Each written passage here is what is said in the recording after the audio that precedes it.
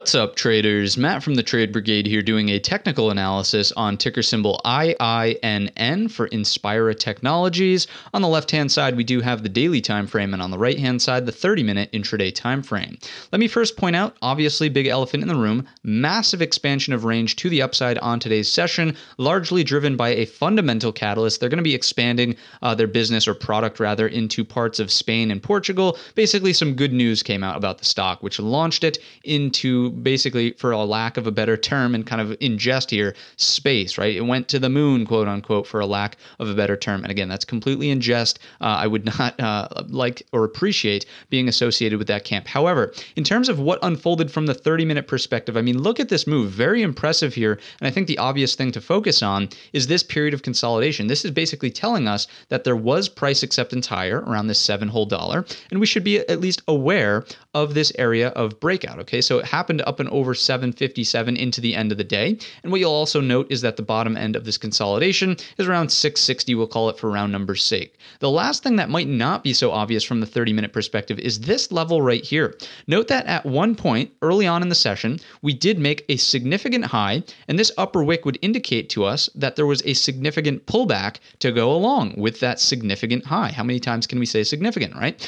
Regardless, so right around $5 is another important marker, because really that's where this secondary move happened. And again, look at the split between volume here for the secondary move versus the initial move. I mean, dramatic difference between both of those two areas. And already, I mean, look at this in comparison to what we saw at the left there. I mean, already a night and day difference. So to see such a dramatic increase, I think it's noteworthy to point out that that all happened up and over 5 on the secondary breakout here. So these are the levels to pay attention to. Let's go ahead and match this up or see what happens with our fibs from the low of the day down here up to the high of the day. Just see if we get any overlap. And would you look at that? So a beautiful thing here, the fact that the 61.8 is coinciding almost perfectly with that $5 mark. So we will go with that. And we'll also go with this as an area of support because it's so close to the 38.2. We're always going to opt for structure, never blindly follow the fibs, especially if something is this close. So 559 does strike me as an important area. So let's talk in terms of scenarios now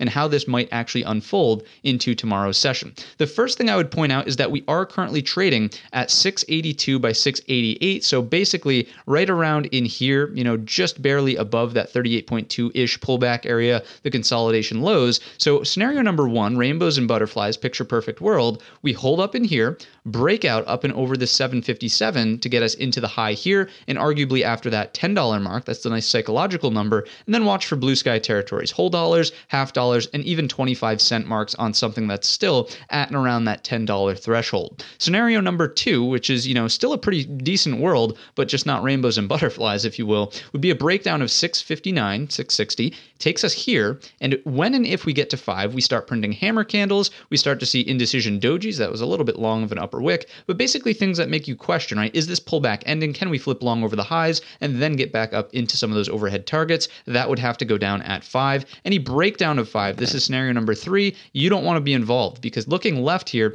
I mean, there's really not a whole lot of candle structure from that upper wick, so I would imagine we start to work our way lower into this sort of zone down here where there's just this slow, grindy price action. The caveat that always goes with big momentum movers is what? Hopefully you can say it with me in 1, 2, 3, volume, okay? If volume wants to remain above 10 million shares per 30-minute bar, then fine. Look for the big upside momentum continuation play to happen. If not, and it wants to be underneath, again, that's where scenario number 3 likely comes into play, and we see a slow and steady grind back lower, more akin to what was happening in here. That's going to wrap up my thoughts inside of Inspira. If you enjoyed the video today or learned anything new, let me know in the comments section or by giving the video a thumbs up. Don't forget our main channel is linked in the description, and all of that being said, I wish you a green trading week.